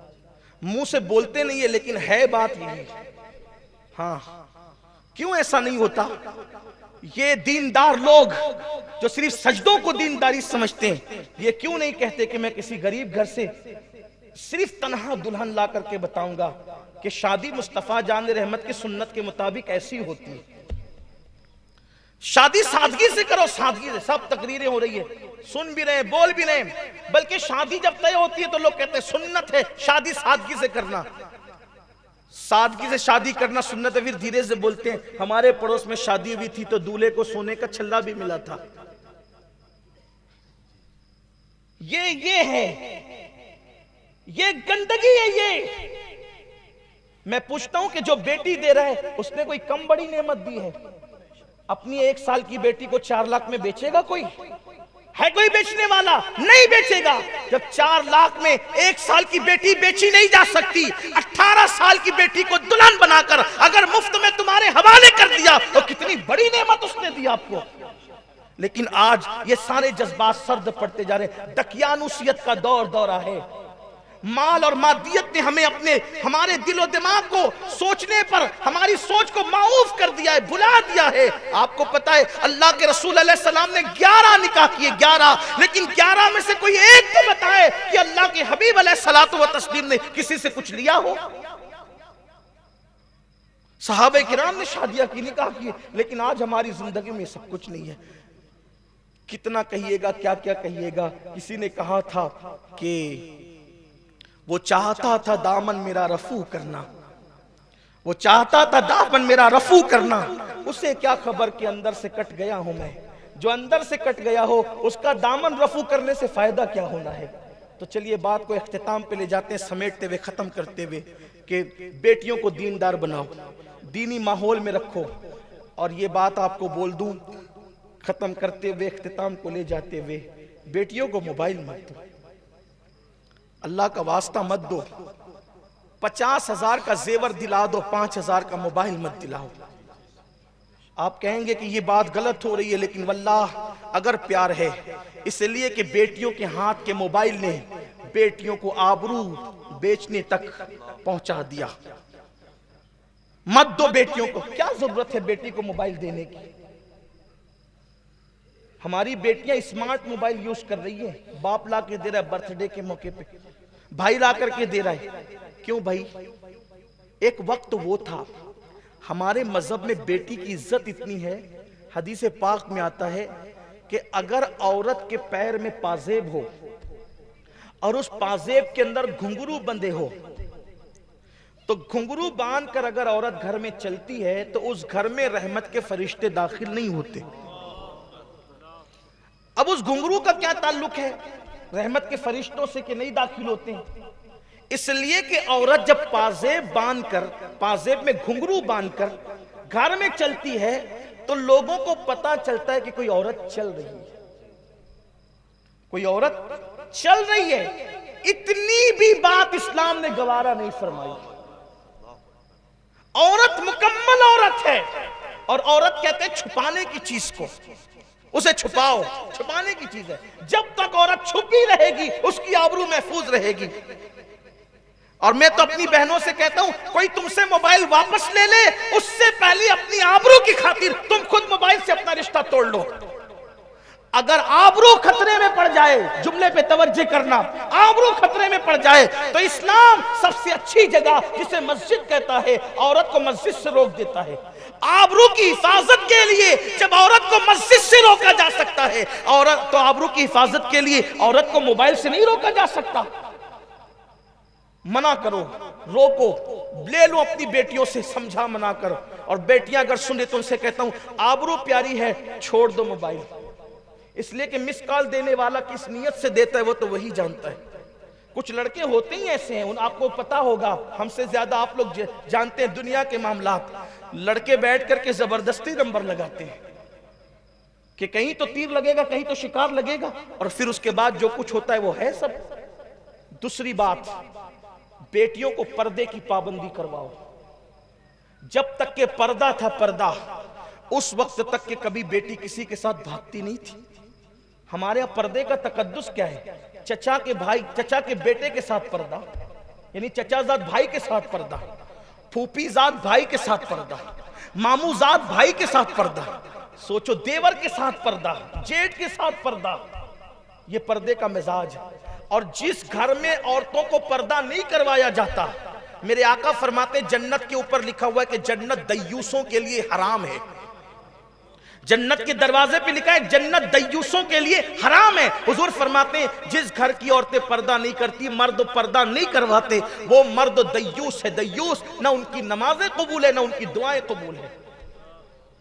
اگر ہماری گھر کی عورتیں آدھی آستین کے کپڑے پہن کر گھوم رہی ہے، آپ تہجد پڑھتے رہیے، کوئی فائدہ نہیں ہے. آپ داڑھی بڑی کر لیجئے، کوئی فائدہ نہیں ہے آپ کو. پردہ پردہ ہے. جب چچا زاد بھائی سے پردہ ہے تو پڑوسی کے ساتھ بے پردگی کیسی؟ کالج کے دوستوں کے ساتھ بے پردگی کیسی؟ لوگ کہتے ہیں نہیں نہیں مولانا، پردہ تو ہماری آنکھوں میں ہونا چاہیے. کچھ عورتیں بہت ہوشیار بھی ہے نا، میری بہنیں کہتی ہیں مولانا آنکھوں میں پردہ چاہیے. چہرے پہ پردہ ڈال کے کیا ہے؟ میں کہتا ہوں میری بہن تیری آنکھوں میں پردہ ہے، سامنے والے کی آنکھ پہ کس نے پردہ ڈالا؟ ہمارا مزاج تو یہ ہے ہمارے مذہب کا کہ ایک صحابی جو نابینا تھے، حضور علیہ السلام نے ازواج پاک سے فرمایا پردہ کرو. ام المومنین نے کہا کس سے؟ کہا ان سے کرو. کہا حضور یہ نابینا ہے. آقا فرماتے یہ نابینا ہے، تم تو نابینا نہیں ہو. یہ مزاج ہے، یہ تقدس ہے. جب تک یہ تقدس باقی رہا، یہ تقدس جب تک باقی رہا، ہماری بیٹیاں کبھی کسی کے ساتھ نہیں بھاگی، اپنوں میں کسی کے ساتھ نہیں بھاگی، غیر کے ساتھ بھاگنے کی ضرورت ہی نہیں ہے. پردہ جب تک رہا. پردہ گیا، حیا گئی، موبائل آ گیا، انٹرنیٹ فیس بک پہ بیٹیاں بیٹھنے لگی، پھر کیا ہوگا؟ آگی تو لگے گی. پھر باپ کو چار چار آنسوؤں سے رونا پڑ رہا ہے. بیٹی پر توجہ نہیں کرتے، بیٹی پر توجہ نہیں کرتے، اور جب وہ آبرو بیچ دیتی ہے تو پھر کہتے ہو سب لٹ گیا، سب تباہ ہو گیا، سب برباد ہو گیا. بات بہت دور نکلی ہے، لیکن بیٹی کی آبرو کی بات آئی ہے. میں اپنے ذوق کے مطابق ایک بات پیش کرتا ہوں، اگر اجازت ہو تو کہوں. بات ختم کرنے چلا تھا لیکن چلیں ایک بات پہ بات ختم کر رہا تھا، دو باتیں کر کے بات مکمل کر لیتے ہیں. دیکھو بیٹی کے بارے میں کتنا حساس ہونا چاہیے آدمی کو، کتنا حساس ہونا چاہیے. حضور علیہ السلام نے یہ فکر عطا فرمائی. لوگ واقعات کو اپنے اپنے انداز سے دیکھتے، ہم اس کو اپنے انداز سے دیکھیں. آپ کا ذوق ہے، جس انداز سے حدیث کو دیکھیں گے آپ اتنے جواہر پارے اس سے نکال سکیں گے. جب آیت نازل ہوئی نا، آیت کریمہ، جب آیت نازل ہوئی، آیت مباہلہ، وہ آیت کریمہ جو نازل ہوئی آیت مباہلہ، جب وہ آیت کریمہ نازل ہوئی اس میں یہ تھا کہ یہ عیسائیوں سے کہیں یہ اپنے بیٹوں کو لائیں، اپنی عورتوں کو لائیں، یہ خود آئے اور آپ بھی خود آئیں، اپنے بیٹوں کو لائیں، اپنی عورتوں کو لائیں، آپ بھی. تو حضور علیہ الصلوۃ والتسلیم نے جو ہے ان لوگوں کو بلایا کہ بھئی تم بھی اپنے بیٹوں کو لاؤ، ہم بھی اپنے بیٹوں کو لاتے ہیں. ابناءنا و ابناءکم، نساءنا و نساءکم، انفسنا و انفسکم. یہ آیت کریمہ جب آئی تو بیٹوں کی حیثیت سے حضور اپنے بیٹوں کو لے کے چلے، حسنین کریمین. اور گھر کی خاتون کے حساب سے، عورت کے حساب سے حضور علیہ السلام اپنی بیٹی سیدہ فاطمہ کو تمام عورتوں کی سردار سیدہ فاطمہ کو لے کر چلا۔ اب وہ واقعہ بتانا مقصود نہیں ہے، لیکن غیرت رسول بتانا مقصود ہے۔ ہمارے بعض بزرگوں نے اس قافلے کو جو دین کی حمایت کے لیے پنجتن پاک پر مشتمل نکلا تھا، حضور تھے، علی پاک تھے، حسنین کریمین تھے، سیدہ فاطمہ تھی، یہ 5 نفوس جب اس قافلے کے لیے نکلے تو امام حسین گودی میں تھے، امام حسن انگلی پکڑے ہوئے تھے، سیدہ فاطمہ الزہرا حضور کے پیچھے چل رہی تھی، ان کے پیچھے مولا علی چل رہے تھے۔ اس طرح اس ترتیب سے قافلہ چل رہا تھا، اور کس شان سے چل رہا تھا؟ حضور قدم رکھ کے اٹھاتے تو حضور کے قدم کے اٹھانے کے بعد اسی جگہ پہ سیدہ اپنا قدم رکھتی، اور جب سیدہ فاطمہ اپنا قدم اٹھاتی تو مولا کائنات ان کے قدم پر اپنا قدم رکھتے۔ عاشق دیکھنے والا نتیجہ کیا نکالتا ہے؟ عاشق کہتا ہے غیرت مصطفیٰ تو دیکھو، حضور اپنی بیٹی کو اجنبی زمین پہ لے جا رہے ہیں تو حضور علیہ السلام نے زمین کے اور فاطمہ کے قدم کے درمیان اپنے قدم کو پردے کی حیثیت دے دی ہے، اپنے قدم کو پردے کی حیثیت دے دی ہے۔ اور جب سیدہ نے بابا کے قدم پہ قدم رکھا تو فاطمہ کے نقش قدم پر کسی اجنبی مرد کا پیر نہ پڑ جائے، علی سے کہا فاطمہ کے نقش قدم پر علی اپنا قدم رکھ کے نقش پائے فاطمہ بھی مٹا دو، تاکہ فاطمہ کے نقش قدم کو بھی کوئی پامال نہ کر سکے۔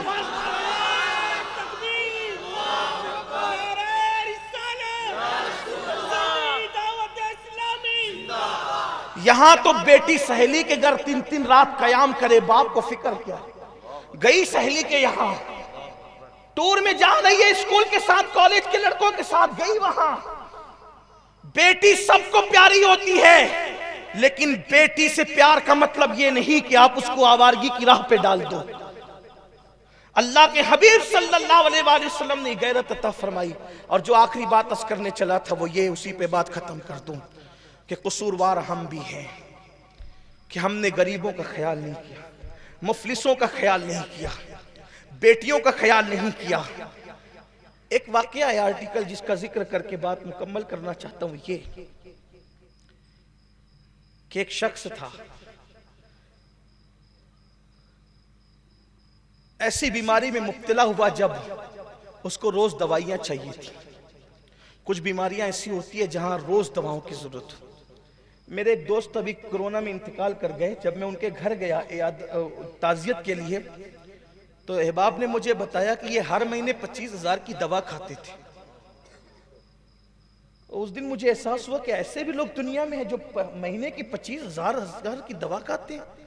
تو لوگوں نے کہا کہ اس سے زیادہ بھی لوگوں کے اخراجات ہیں دواؤں کے۔ اللہ کی شان ہے، اللہ جس کو جو چاہے مرض دے دے، کوئی عیب کی بات نہیں۔ مرض ضروری نہیں ہے کہ گناہ کی وجہ سے آتا ہے، کبھی مرض اللہ اپنا بنانے کے لیے بھی دیتے ہیں۔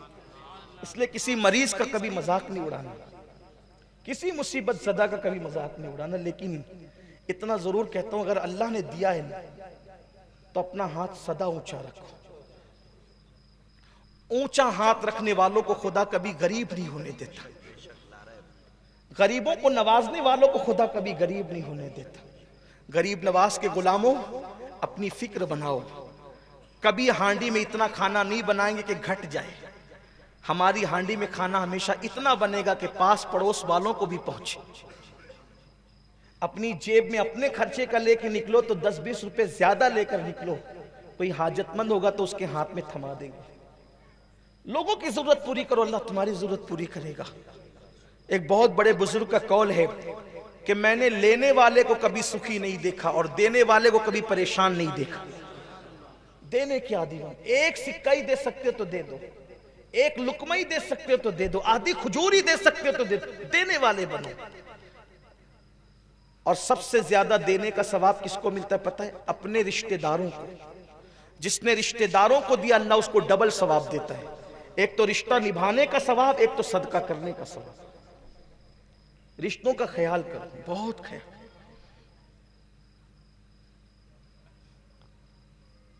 تم ایسے مرض میں وہ بندہ گرفتار ہوا کہ اس کو روز دوائیاں چاہیے۔ خدا کا کرنا چند دنوں کے بعد بیوی بھی مرض میں گرفتار ہوئی، اور 4 یا 5 بیٹیاں تھی، بیٹا نہیں تھا۔ اس کا مطلب آپ سمجھ سکتے ہیں کہ مسائل کیا ہوں گے. بیٹیاں ہی بیٹیاں سب جوان ہو چکی ہے, بیٹا نہیں ہے گھر کے اندر. اب دوائی کو پیسے نہیں, بیمار پڑ گیا باپ اور اس کی بیوی بیمار پڑ گئی. بہت مدد طلب کی, کسی نے مدد نہیں کی. اب مدد کوئی کرتا بھی تو ایک دن کرے گا, 2 دن کرے گا, کون کتنی مدد کرے گا کوئی کسی کی. ایک دن اس لڑکی نے, بہت حساس تھی, جوان بیٹی نے یہ فیصلہ کیا, میرے باپ کی دوا کے لیے چندہ مانگتے ہیں ملتا نہیں, بہنوں کی شادی کر رہی ہیں, کچھ کوئی سانس لینے کے لیے تیار نہیں.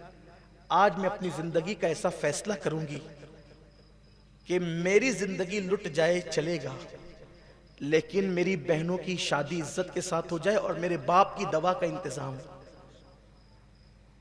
اس نے منہ دھویا, اس کے پاس پھٹا پرانا برقع تھا, وہ برقع اوڑھا اور چپکے سے گھر سے نکل گئی. اور گھر سے نکل کر کے چلی اور وہاں جا کر کے بیٹھ گئی جہاں پر عورتیں اپنے حسن کا سودا کرتی تھی اور اپنے جسم کو بیچا کرتی تھی. یہ ساری چیزیں یوں ہی نہیں ہوتی, مجبوریاں انسان کو اس طریقے کے کام پہ مبتلا کرتی. اسی لیے کسی مجبور کا سہارا بنو. کبھی کبھی حج کرنے والے کو وہ مقام نہیں ملتا جو کسی مجبور کا سہارا بننے والے کو مقام مل جاتا ہے. وہ چلی گئی اور جا کر کے بازار حسن میں بیٹھ گئی. جب کوئی آتا حسن کا شیدائی تو دل کی دھڑکنیں اس کی تیز ہو جاتی. لیکن عجیب سی بات تھی کہ جب بھی کوئی اس کے قریب آتا اچانک اس کی نظریں جھک جاتی, آنے والے کی نظریں جھک جاتی اور وہ اس کو چھوڑ کر کے کسی اور کے پاس چلا جاتا. لوگ آتے رہے جاتے رہے, حالانکہ پورے بازار حسن میں سب سے زیادہ خوبصورت وہ لڑکی تھی, لیکن کسی نے اس کو دیکھا تک نہیں, تکا تک نہیں. وہ اپنے برقعے کو اتار کر کے بیٹھی ہوئی تھی, آج اپنا چہرہ کھول کر کے بیٹھی ہوئی تھی. کوئی اس کو دیکھ بھی نہیں رہا تھا, کوئی اس کو تک بھی نہیں رہا تھا. لوگ آگے ہی چلے جاتے تھے. بالآخر یہ ہوا کہ رات آدھی گزرتے گزرتے پورا بازار حسن سمٹ گیا اور ہر آنے والا کسی نہ کسی کو لے کر کے چلا گیا. یہ اکیلی تھی, بہت روئی. آئی تو تھی جسم بیچنے کے لیے کہ بہنوں کی شادی کرا دوں گی اور باپ کے لیے دوا کا اچھا انتظام کر دوں گی, لیکن اس میں بھی میں کامیاب نہ ہو سکی. بہت روئی, حالات کی ستائی تھی, قسمت کی ماری نہیں تھی, حالات کی ستائی تھی. اس لیے کہ قسمت اس کی بہت اچھی تھی. میں یہاں بھی کامیاب نہیں ہوئی. روتے ہوئے پھر اس نے برقع اوڑھا, گھر کو چلی. گھر میں تو قیامت بپا تھی. آدھی رات ہو چکی تھی, پہلی مرتبہ بڑی بیٹی گھر سے غائب تھی. باپ رو رہا تھا کہاں گئی, ماں رو رہی تھی کہاں گئی, بہنیں رو رہی تھی کہاں گئی. دروازے پہ دستک ہوئی تو دل کی دھڑکنیں گھر کے اندر تیز ہوئی. دروازہ کھولا گیا تو باپ نے بستر سے اٹھتے ہوئے کپ کپاتی ہوئی آواز میں کہا, کہاں تھی؟ بیٹی باپ کے قدموں کو پکڑ کر کہتی ہے, بابا پہلے معاف کرو پھر بتاؤں گی کہاں تھی. باپ کی آنکھوں میں خون اترا ہے, کہا کہاں تھی لیکن یہ تو بتا. کہا بابا گئی تھی بہت غلط کام کرنے کے لیے, بظاہر ناکام لیکن حقیقت میں کامیاب لوٹی. کہا کیا ہوا؟ کہا کہ آپ کی دوا کے لیے پیسے نہیں, بہنوں کی شادی کے لیے پیسے نہیں, تو میں نے سوچا تھا کہ اپنا جسم بیچ دوں گی, پیسے کما کر باپ کا علاج کراؤں گی, بہنوں کی شادی کر دوں گی. لیکن بابا اللہ کی قسم تیری بیٹی آدھی رات تک بیٹھی رہی, مگر جو آتا اس کی نظریں خدا جانے کیسے جھک جاتی اور وہ میرے قریب سے گزر کر کے چلا جاتا. کسی نے مجھے دیکھا بھی نہیں. اس کے باپ نے اپنی بیٹی کو سینے سے لگاتے ہوئے کہا, بیٹی اللہ کی عزت کی قسم تو ایک رات بیٹھی تھی, اگر پوری زندگی کی رات بھی تو وہاں بیٹھتی تو انشاءاللہ تجھے کوئی کبھی نہیں دیکھتا. اس کی وجہ یہ ہے کہ مجھے اپنے نبی کے فرمان پہ یقین ہے کہ میرے نبی نے فرمایا, کما تدین و تدان, تم جیسا کرو گے تمہارے ساتھ ویسا ہی کیا جائے گا. تیرے باپ نے کبھی کسی عورت کو پاپ کی نظر سے نہیں دیکھا, جب تیرے باپ نے کسی کو پاپ کی نظر سے نہیں دیکھا تو میری بیٹیوں کوئی پاپ کی نظر سے کیسے دیکھ سکتا ہے؟ میری بیٹی تجھے کوئی کچھ نہیں کر سکتا تھا، مجھے یقین ہے۔ لیکن یہاں یہ بات میں کہنا چاہتا ہوں، اس طرح کی کتنی بیٹیاں ہوگی ہے نا جو اپنی آبرو کو بیچ رہی ہوگی، کتنی بیٹیاں ہوگی۔ اور قیامت کے دن جب ہم جیسے لوگوں سے پوچھا جائے گا کہ تم لوگ کہیں کہیں دیکھ کے کھچڑے بنا کر کے کچھ کھلا کر کے کچھ گٹروں میں پھینک دیا کرتے تھے اور لوجوں میں آبرو بکتی تھی، تو اس وقت ہم اللہ کی بارگاہ میں کیا جواب؟ واللہ امام حسین کا کھچڑا بناؤ، ضرور بناؤ، لیکن جتنی ضرورت ہے اتنا بناؤ، گٹروں میں پھینک رہے ہو۔ یہ اتنے مہنگے مہنگے ہار جلسوں میں پہنائے جا رہے ہیں، مقرر کو 50 بار منع کرنے کے بعد بھی ان ہاروں کو 2 سیکنڈ میں پہن کر کے کون سے انسان کے درجے بلند ہونے والے ہیں؟ جب قوم کی بیٹیاں لاجوں میں اپنی آبرو فروخت کریں غربت کی وجہ سے، میں کہتا ہوں کیا ہم جلسوں کے اخراجات پہ کنٹرول نہیں کر سکتے؟ جلسوں کے اخراجات پہ کنٹرول کرو، عرسوں کے اخراجات پہ کنٹرول کرو، شادیوں کے اخراجات پہ کنٹرول کرو، اور غریب پروری کا جذبہ اپنے دلوں کے اندر پیدا کرو، تب کہیں غریب بچیوں کی عزت اور آبرو کو تحفظ فراہم ہو سکے گا، ورنہ قیامت کے دن اللہ کی بارگاہ میں منہ دکھانے کے قابل نہیں ہوں گے۔ غریب نواز غریب نواز ہے۔ غریب نواز کے غلاموں، ہم غریب نواز نہیں بن سکتے، کم از کم غریب خیال تو بنو، غریب پرور تو بنو، غریب کا خیال کرنے والے تو بنو۔ میں اپنے اللہ سے دعا کرتا ہوں کہ اللہ ہمیں غریبوں کا خیال کرنے کی توفیق عطا فرمائے۔ میرے آقا دعا کرتے تھے، اے اللہ مجھے غریبوں میں حیات رکھ اور مجھے غریبوں ہی میں اٹھا، اور قیامت کے دن میدان محشر میں اٹھوں تو بھی غریب میرے ساتھ۔ اس لیے ہمیں غریبوں کا خیال کرنا ہوگا۔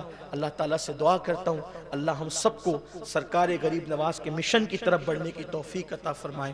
گفتگو کے درمیان اگر مجھ سے کوئی خطا لغزش کوتاہی ہو گئی ہو، میرا اللہ مجھے معاف فرمائے۔ استغفر اللہ ربی من کل ذنب واتوب الیہ وما علینا الا البلاغ۔ السلام علیکم ورحمۃ اللہ وبرکاتہ۔ رسالت کے پروانوں ہر سنیچر کو بعد نماز عشاء سنی دعوت اسلامی کے عالمی مرکز اسماعیل حبیب مسجد میں سنی اجتماع ہوتا ہے، تو آپ حضرات پابندی کے ساتھ اس میں شرکت فرمائیں۔ سنی دعوت اسلامی کی website sunni dawat islami.net پر وزٹ کریں اور بہت ساری دینی معلومات حاصل کریں۔